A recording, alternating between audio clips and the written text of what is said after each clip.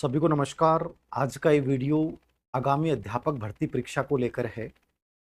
कई दिन हो गए मन में था कि वीडियो बनाऊं बनाऊं, आप लोगों के मैसेज आते हैं तो फिर एक बार लगता है कि फिर बनाना ही पड़ेगा। आज दो प्रकार के बच्चों के साथ बातचीत करूंगा मैं।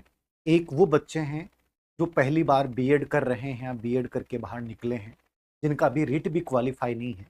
एक वो बच्चे हैं जो ऑलरेडी रिट क्वालिफाई कर चुके हैं, अभी ग्रेड 3 का भी एग्जाम दिया था, लेकिन कुछ अंकों की वजह से, कुछ डिलीट प्रश्नों की वजह से वो बाहर हो गए और बड़े निराशा में डूबे हुए हैं कि सर क्या करें। और एक वो बच्चे हैं जिनको पता था कि ग्रेड 3 में हमारा नहीं होगा और अब आगे को लेकर उनको लग रहा है कि सर अध्यापक भर्ती परीक्षा के बारे में आपका क्या आइडिया है और क्या हमें अभी से तैयारी शुरू कर देनी चाहिए, इंतजार करना चाहिए, क्या संभावनाएं हैं। सोशल मीडिया पे कोई कहता आएगी, कोई कहता नहीं आएगी, कोई कहता डीपीसी होने के बाद आएगी। बहुत सारे सवाल हैं। मैं इन सभी सवालों का जवाब इस वीडियो के माध्यम से देना चाहूंगा। तो ये वीडियो उन सभी बच्चों के लिए है जो 2027 में अध्यापक बनना चाहते हैं।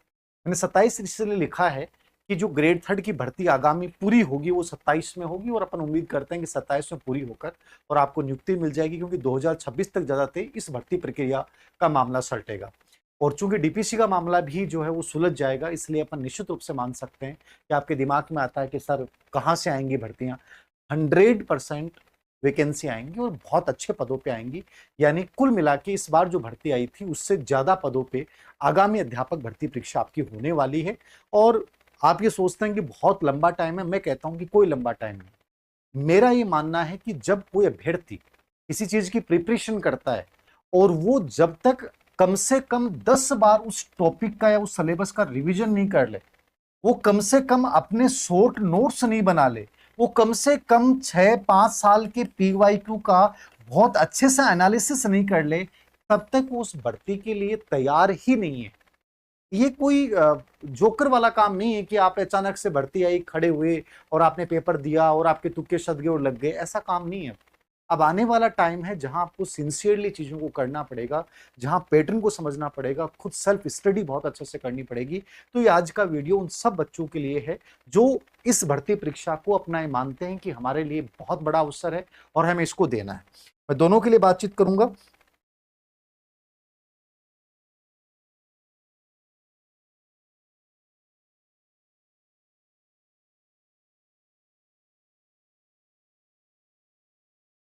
हाँ, तो दो प्रकार के बच्चे अपने पास से मैं बात कर रहा था आप लोगों के साथ कि एक वो हैं जो दोनों चीजों की बात कर लेता हूं मैं। एक वो बच्चे हैं जो रिट प्री देंगे। सर रिट प्री कब आएगी? सरकार की स्वीकृति का इंतजार है, संभवतः है अगले माह इसकी स्वीकृति मिल जाएगी। तो माध्यमिक शिक्षा बोर्ड के लेवल पे ये तैयारियां लगभग पूरी हैं। तो अपन मान के चलें कि अगस्त के बाद कभी भी रीट परी का एग्जाम हो सकता है। जो बच्चे पहली बार रीट क्वालिफाई करना चाहते हैं उसको सीरियसली लेना। इसलिए कह रहा हूँ क्योंकि पिछली बार का जो रीट परी था उसमें बहुत सारे बच्चे रह गए, मतलब क्वालिफाई नहीं कर पाए। तो इसको सीरियसली लेना है।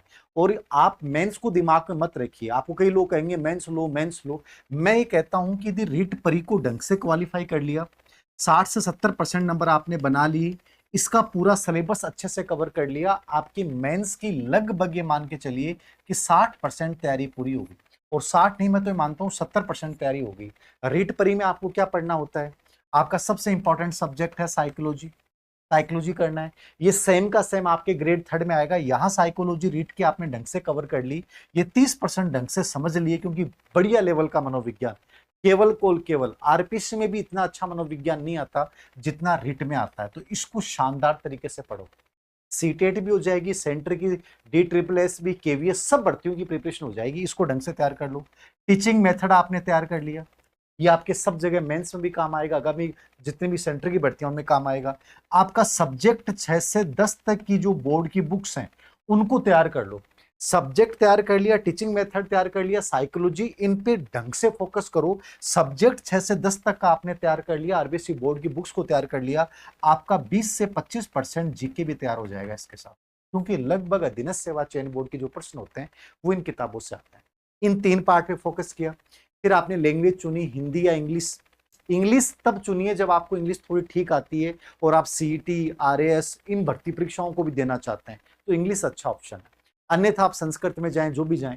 दोनों भाषाओं में से हिंदी आपके सब जगह आएगी, चाहे आप सीईटी दो, चाहे आगामी कोई भी भर्तियां दो, लगभग हिंदी आती है, तो वो भी आपका आगे में आगामी रूप से काम आएगा। सब्जेक्ट आपका हो गया, साइकोलॉजी आपका हो गया, एक सेकंड लैंग्वेज हो सकता है यदि आपने संस्कृत ली, तो जो संस्कृत से नहीं हो उनके आगे कोई काम नहीं आएगा, बट फिर भी आपको रीट क्वालिफाई करने के लिए वो क्या है, जरूरी है। तो आप रीट को लेकर क्या सर पढ़ें? साइकोलॉजी के लिए मैं ये कहूंगा मेरी वाली बुक जो है पढ़ लें, क्योंकि अभी रीट के लिए नई बुक आने वाली है, पुराने वाली मत पढ़ना, रीट के लिए भी जस्ट नई बुक आएगी, चाहे तो समग्र मनोविज्ञान लेना है कोई भी लेना, ठीक है।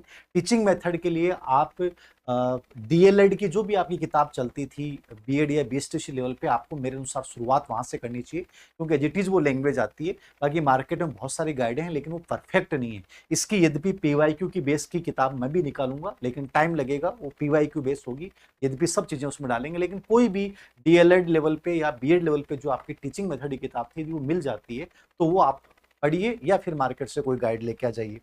राजस्थान बोर्ड अपना सब्जेक्ट है वो राजस्थान बोर्ड की बुक से तैयार करें, या कोई स्पेशल कोई अच्छे राइटर ने गाइड लिखी है, या आप कोई कोचिंग कर रहे हैं। ये दो राय है कि सर कोचिंग करें कि नहीं करें। मेरे अनुसार यदि सेल्फ स्टडी भी करते हैं तो कोचिंग की कोई जरूरत नहीं है, कि ढंग से ईमानदारी से मेहनत करते हैं तो हो जाएगी रीट।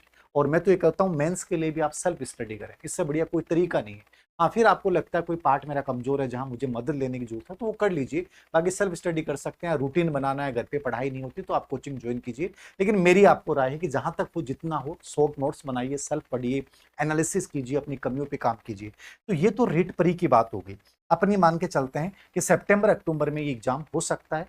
मेरे अनुसार जिनका क्वालिफाई नहीं हुआ उनको पूरा इस पे फोकस करना है और कोशिश करें कि अपन 80% तक जाएं, क्योंकि यहाँ यदि 80% आते हैं तो आपकी मेंस की लगभग 70% के आसपास आपकी तैयारी होगी। और इसके लिए मैंने बता दिया, साइकोलॉजी अवनी ले आए या मेरे वाले से कोई बढ़िया लगती है तो वो ले आए आप, ठीक है। टीचिंग मेथड आप कोई भी डीएलएड या बीएसटीसी की बीएड की जो किताबें हैं वो देख सकते हैं, या कोई भी किताब मार्केट में गाइड एक बार ले आए, और एक पीवाईक्यू मेथड की जरूर लेके आना, और स्पेशली उसमें 2 साल के पेपर जरूर हों।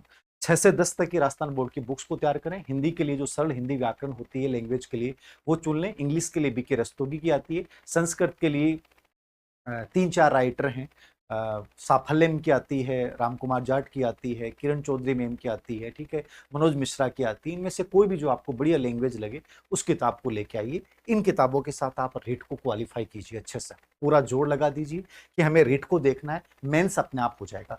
एक्स्ट्रा टाइम आपको मिलता है तो केवल आप ये कर सकते हैं कि राजस्थान जीके को लेकर साथ चल सकते हैं। राजस्थान जीके के लिए कोई भी एक टेक्स्ट किताब हिंदी ग्रंथ अकादमी की, जैसे इतिहास कला संस्कृति वाली पार्ट है वो ले लिया, ज्योग्राफी के लिए हरिमोहन सक्सेना ले लिया, ठीक है, पॉलिटी के लिए जो भी कोई गाइड है या कोई भी किताब है चाहे राहुल चौधरी या कोई भी हो उसकी एक ले लिया आपने, उसके पीवाईक्यू निकालिए। इस प्रकार से आप रीट को लेकर चल सकते हैं, ठीक है। उसके बाद वो बच्चे हैं जिनका सर मेंस के ऊपर फोकस करना है, हमारा रीट ऑलरेडी क्वालिफाई है और हमें केवल मेंस पे ध्यान देना है। देखो सिलेक्शन नहीं हुआ, रोने से कुछ नहीं होगा। कई चीजें हैं, अपने दिमाग में बहुत सारी चीजें आती हैं, सर 2 नंबर हो जाते, 4 नंबर हो जाते, कोई नहीं सुनने वाला। यदि आप सिलेक्शन की लिस्ट से बाहर हैं इसका मतलब कुछ नहीं हो सकता। आपके पास एक ऑप्शन है कि आप जबरदस्त मेहनत करें।